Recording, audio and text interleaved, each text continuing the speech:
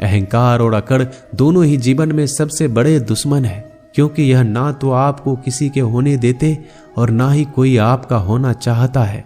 पैसा सिर्फ जीवन शैली बदल सकता है, दिमाग, नीयत और किस्मत नहीं।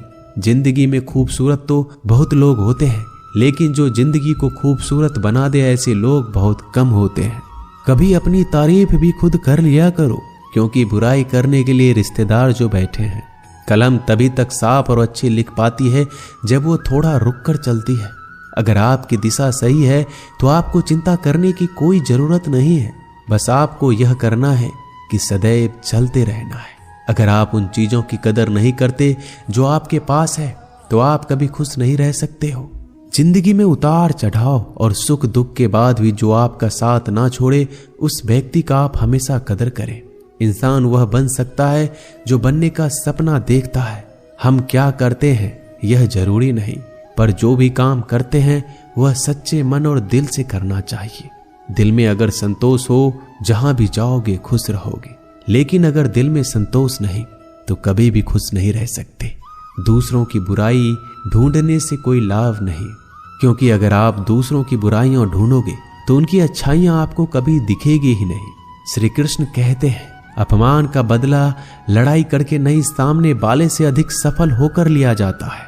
बुरा करने का ख्याल आए तो कल पे डालो, अच्छा करने का ख्याल आए तो आज ही कर डालो। परिवर्तन ही संसार का नियम है। एक पल में ही आप राजा से रंक बन सकते हैं या फकीर। पृथ्वी भी स्थिर नहीं है, यह भी घूमती रहती है। दिन खत्म होने के बाद रात आती है, बहुत गर्मी के बाद बारिश होती है। यह बातें पुष्टि करती है कि परिवर्तनशीलता संसार का नियम है। इसलिए उन बातों और वस्तुओं के लिए दुखी होने की आवश्यकता नहीं जो निश्चित नहीं है। परिवर्तन स्वीकार करना आपको हर कठिन परिस्थिति में खुश रहने की शक्ति देता है। जीवन एक बड़ा सफर है। आपको हर किसी को जवाब देने और हर चीज पर प्रतिक्रिया करने की जरूरत नहीं है। यदि समय तुम्हारा इंतजार नहीं करता तो तुम सही समय का इंतजार क्यों करते हो? स्मरण रहे, जो समय चल रहा है वही तुम्हारे लिए बेहतर समय है। जीवन में संकट आने पर निराश होने की आवश्यकता नहीं है, उनसे नफरत करने की भी जरूरत नहीं है, क्योंकि कठिनाइयों के कारण हम मजबूत होते हैं। कठिनाइयां हमें जीना सिखाती है। इसके अलावा हमारी हिम्मत और आत्मविश्वास को बढ़ाती है। हमारे अंदर छिपी हुई ताकत और क्षमताओं को प्रदर्शित करने के लिए एक अच्छा मौका देती है। समस्या का समाधान इस बात पर निर्भर करता है कि हमारा सलाहकार कौन है। ये बहुत महत्वपूर्ण है, क्योंकि दुर्योधन शकुनी से सलाह लेता था और अर्जुन श्री कृष्ण से। शंका का कोई इलाज नहीं, चरित्र का कोई प्रमाण नहीं, मौन से अच्छा कोई साधन नहीं और शब्द से तीखा कोई बाण नहीं। ऊंचा उठना है तो अपने अंदर के अहंकार को निकालकर स्वयं को हल्का कर लीजिए, क्योंकि ऊंचा वही उठता है जो हल्का होता है। इच्छाओं का कभी अंत नहीं होता। अगर आपकी एक इच्छा पूरी होती है तो दूसरी इच्छा तुरंत जन्म ले लेती है। कोई नहीं देगा तेरा साथ यहाँ, तुझे लड़ना भी खुद है और संभलना भी खुद है। अहंकार और संस्कार में फर्क है। अहंकार दूसरों को झुकाकर खुश होता है, संस्कार स्वयं झुककर खुश होता है। बीता हुआ कल जीवन को समझाने का एक अच्छा मौका है और आने वाला कल जीवन को जीने का एक दूसरा मौका है। हर किसी की मित्रता के पीछे कोई ना कोई कारण छिपा होता है। यह सबसे बड़ा सत्य है और यह सत्य हकीकत भी है। वक्त से पहले मिली चीजें अपना मूल्य खो देती है और वक्त के बाद मिली चीजें अपना महत्व। इस दुनिया में जहां लोग थोड़ी सी मुश्किलों से हार मान लेते हैं, वहां अगर आप थोड़ा सा हिम्मत करेंगे तो जीत आपकी होगी। मुझे तेरी हाथों की लकीरों पर नहीं, बल्कि हाथ की लकीरों को बनाने वाले पे भरोसा है। हमारे जीवन में जो कुछ होता है उसका कारण हम खुद हैं। हम ही अपनी परिस्थितियों के लिए खुद जिम्मेदार होते हैं। यह बात मानना थोड़ा मुश्किल है, पर यही सत्य है। अगर आप मौके की तलाश में हो तो आप गलत हो, क्योंकि मौका मिलता नहीं, बनाना पड़ता है। आवाज ऊंची हो तो लोग सुनते हैं, लेकिन बात ऊंची हो तो सब लोग सुनते हैं। जो हुआ अच्छे के लिए हुआ, जो हो रहा है वो भी अच्छे के लिए हो रहा है, जो होगा वो भी अच्छे के लिए होगा। आप जिसकी वजह से निराश हैं उसे भूल जाइए। वर्तमान में अगर कुछ आपको बहुत दुख दे रहा है तो उसके पीछे निश्चित ही बहुत अच्छा कारण छुपा हुआ है।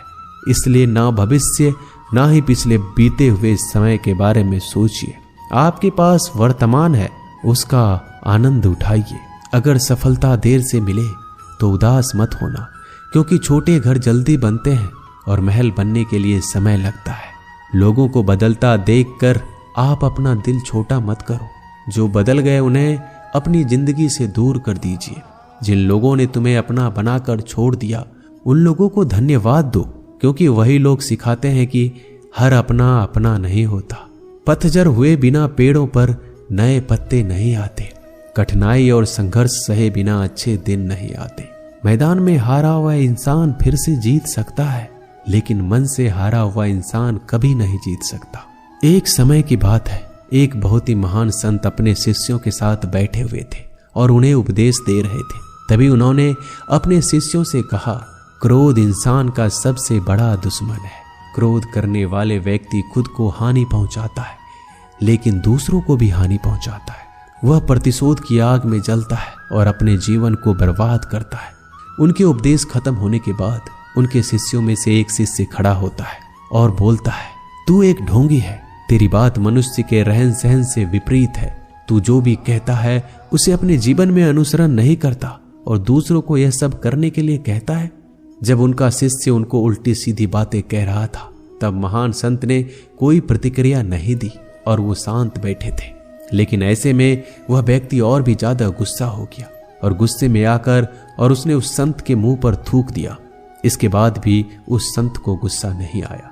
वो शांत थे। उन्होंने अपने चेहरे से थूक को पोंछा और चुपचाप बैठ गए। यह सब देखकर उस शिष्य को समझ नहीं आ रहा था कि वह क्या करेगा।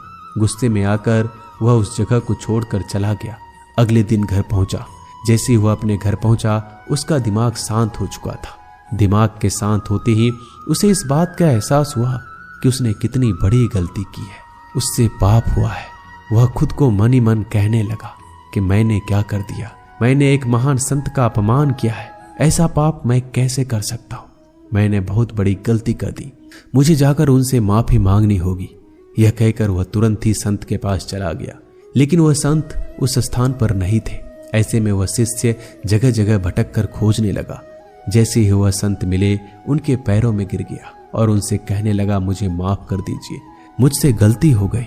मैंने आपका अपमान किया है। मैंने बड़ा पाप किया है। यह सब देखकर संत ने उससे कहा, शांत हो जाओ। क्या बात है, मुझे बताओ। उस महान संत के यह पूछने पर वह शिष्य चौंक गया। वह सोचने लगा कि गुरुदेव मुझे कैसे भूल सकते हैं। मैंने तो उनका अपमान किया था। यह सोचकर उस शिष्य ने संत से पूछा, मैं वही शिष्य हूँ जिसने कल आपका अपमान किया था और आप इतनी जल्दी मुझे भूल गए।